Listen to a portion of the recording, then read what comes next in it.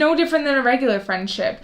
Autism friendships can be a little bit harder to maneuver around.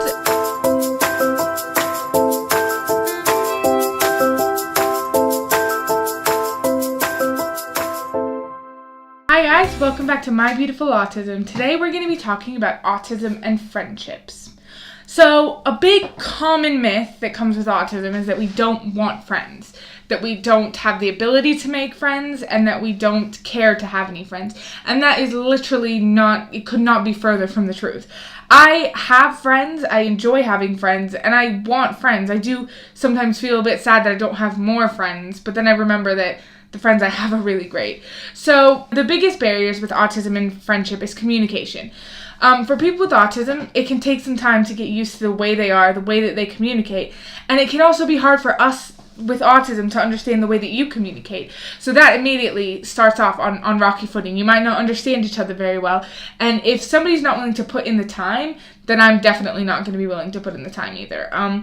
I tend to take a long time to build relationships with people that are really great. I mean, I'm friendly with just about everybody, but to actually be my friend, it takes time, and it takes a lot of showing me that you're going to be okay with who I am without me having to change. So I don't have a lot of friends. I have like 3 or 4 really close friends who really understand me, and I think that keeping my friendship circle small is good for me because I can give the time that I need to all my friends that I have. And I don't feel like I'm being pulled too many ways at once. Also, and I don't enjoy social situations all that much. I am perfectly happy, to hang out with my friends, but I'm also perfectly happy to just sit at home and play video games myself. So I don't need 10 friends so that I have somebody to hang out with every day.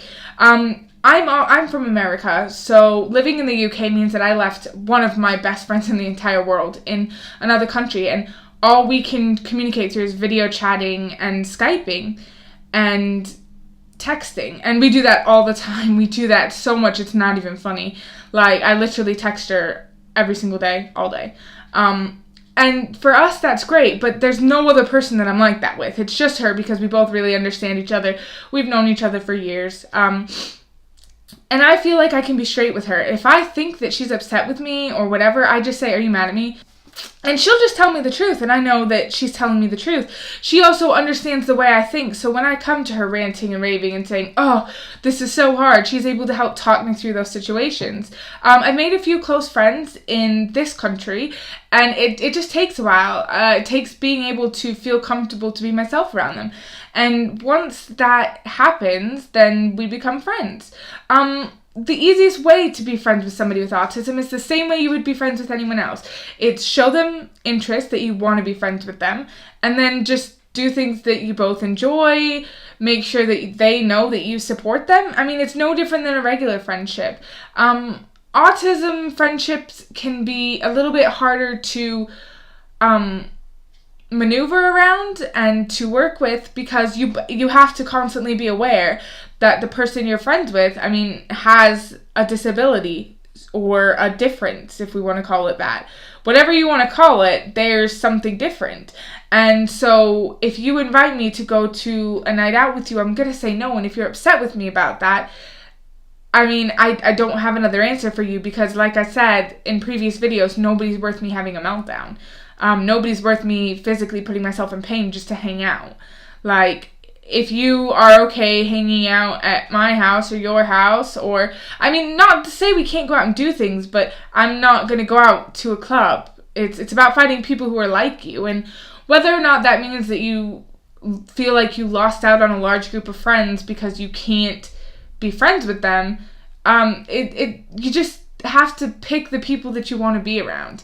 And most people pick people that do things that they also do and they also enjoy. So obviously, I'm not going to pick somebody who goes out every night and wants me to come with them because I can't do it physically. I literally cannot handle that kind of sensory input day in and day out. Now, all right, I've gone to like a New Year's Eve party before, a birthday party before, but it's once in a while. I can't do it all the time. And the friends that invite me to do those things, most of the time, they're not my best friends in the world. And if they are, then they know that I'm only going to come every once in a while.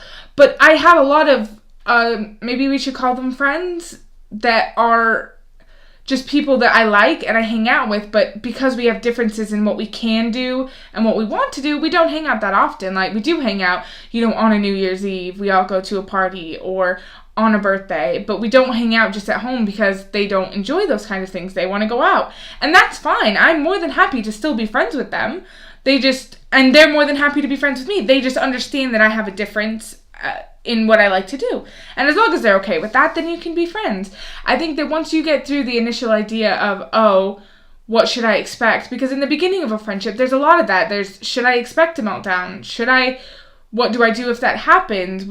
And all you can do is be open with each other. All you can do is say, if I melt down, do X, Y, Z. If I do this, you can do this. I mean, the hardest part for the person with the autism is understanding that there are people who are just not willing to do it.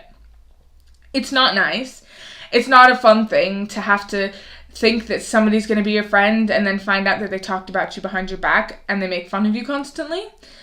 It's not nice. And it's not nice for a neurotypical person to experience that either, but there are people who are just going to not want to be friends with you because they don't want to deal with it. And you just have to be okay with that. You just have to say, okay, well, you're missing out on a great person, so I'm just going to move on, and I have my group of friends. I don't need anybody else. I don't need to expand that unless somebody wants to really be good friends and wants to hang out with me. Anyway, guys, that's pretty much what I have to say about friendship. It's such a hard thing even for me because I struggle to navigate friendships. Even to this day, they still are a bit foreign to me, and literally it's only like one friendship or two friendships that I actually successfully navigate all the time, and it's because we have known each other that long, or we just click that well. Anyway, guys, thanks for watching. Like this video, comment down below if you have any video ideas or comments or stories. Let me know in the comments below if you are friends with somebody who has autism, or if you are friends with, or you have autism and you're friends with somebody who doesn't have autism, and let me know about those relationship dynamics. How do you navigate that? What are some things you did in the beginning to help ease the differences? What are some things you do to just kind of like hang out together, even though you might have different things that you like to do?